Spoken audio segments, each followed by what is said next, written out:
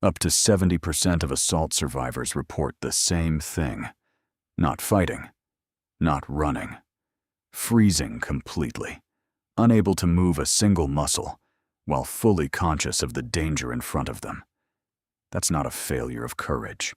That's a separate survival system, older than fear itself, quietly overriding your entire body. Everyone learns fight or flight in school. Two options: confront the threat or escape it. Simple, except it's not actually the full story. It never was. There's a third option your nervous system reaches for, and for most of human history, nobody talked about it. Because it doesn't look brave, it doesn't look active. From the outside, it looks like nothing at all. In 2017, researchers studied 298 women who had visited an emergency clinic within 1 month of being raped. They weren't asking about fear.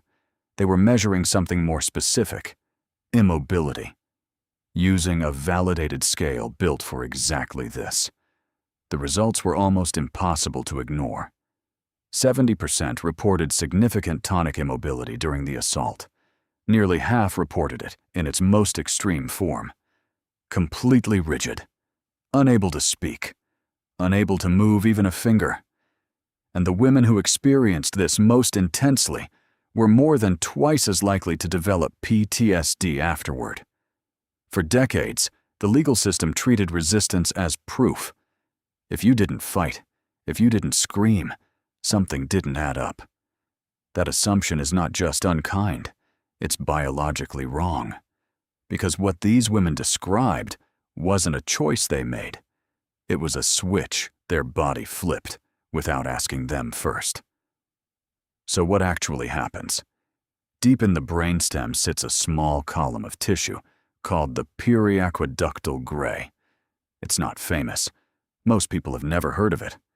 But it might be the single most important structure in the entire threat response system. It sits at the bottom of a chain of command. The amygdala flags danger first. The signal moves through the hypothalamus.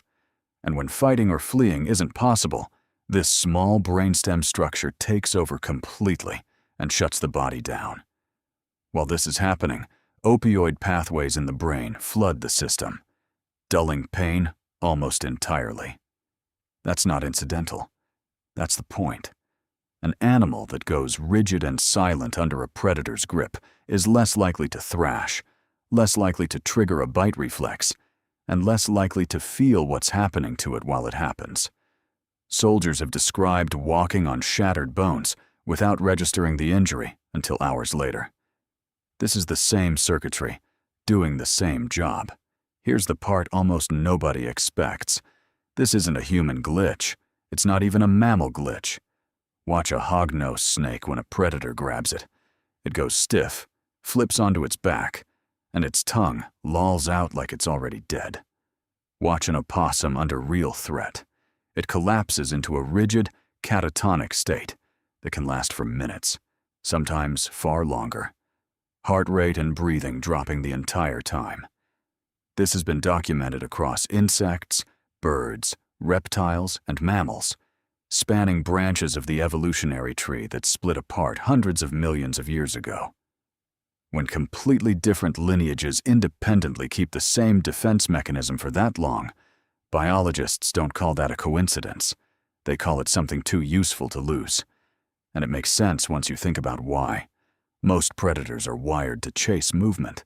Stillness can break that chain entirely. An animal that stops thrashing is harder to locate, harder to trigger a killing bite in, and statistically more likely to be released or overlooked. In other words, going limp isn't giving up. It's the last working strategy after the first two have already failed. But before you fully accept that this is just cold, clean evolutionary logic, there's a complication. A popular framework called polyvagal theory tried to explain all of this through a specific branch of the vagus nerve, framing the freeze response as our oldest inherited survival circuit, ranked below fight or flight in an evolutionary hierarchy. It's become hugely influential in therapy and trauma treatment. Clients finally had language for a shutdown response that didn't feel like fear or anger, just numbness. Except a lot of neuroscientists don't buy the specifics. Critics have challenged the theory's claims about how and when this branch of the nervous system actually evolved, and comparative anatomists have pushed back on the exact hierarchy it proposes. Some researchers go further and argue the underlying evolutionary story doesn't hold up at all under close examination. So we're left in a strange spot. The freeze response itself is extremely well documented, repeatedly measured, and consistent across an enormous range of species.